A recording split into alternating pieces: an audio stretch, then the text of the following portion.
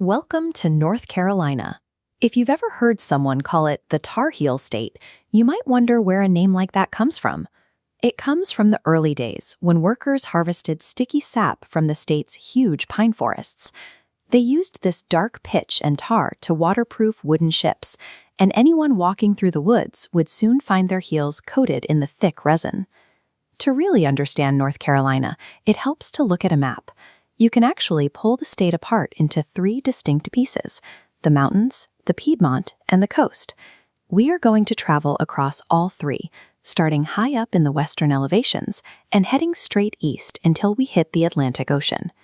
As we cross these three borders, we'll see how the very ground beneath your feet changes what it's like to live here.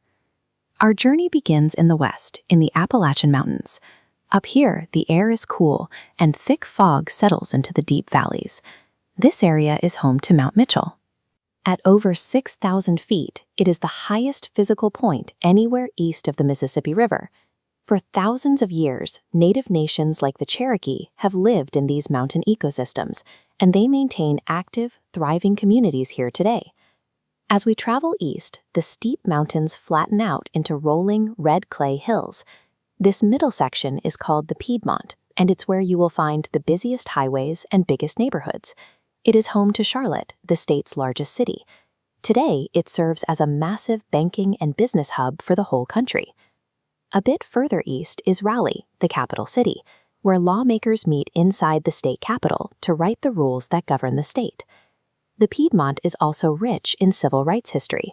In 1960, brave college students in Greensboro peacefully sat down at a whites-only lunch counter, demanding equal treatment and inspiring similar protests nationwide. In a single afternoon, you can descend from peaks that haven't changed in centuries into city centers that seem to grow taller every single day. Leaving the busy cities behind, the land flattens out. This is the coastal plain, the agricultural heartland of the state, where farmers grow massive crops of corn and sweet potatoes. As we reach the very edge of the state, the ocean breezes pick up. Those flat, strong, consistent winds made the coast a perfect natural laboratory for two brothers, Orville and Wilbur Wright, to test out their flying machines. In 1903, they built a fragile structure out of wood and fabric. It became the world's first successful powered airplane.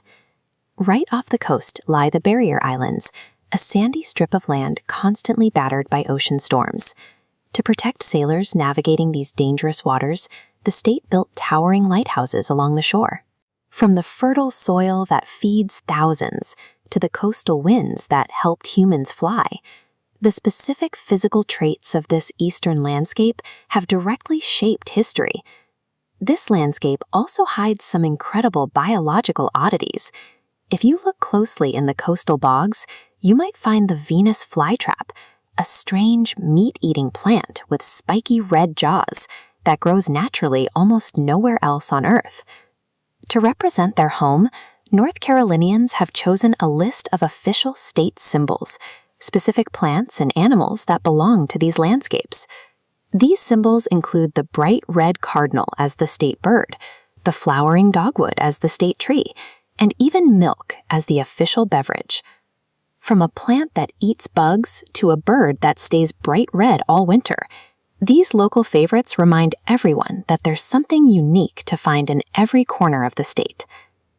Across all these different landscapes, the people of North Carolina share their stories through music and movement. You can hear folks playing old-time acoustic music up in the mountains, or see them dancing the Carolina shag right by the beach. There is also a deep love for sports.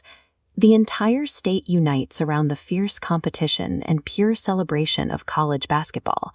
Imagine yourself joining in. You could bake a regional sweet potato pie, float a small twig boat down a mountain stream, or practice your own free throw shot on a local court. North Carolina is a place of motion and life.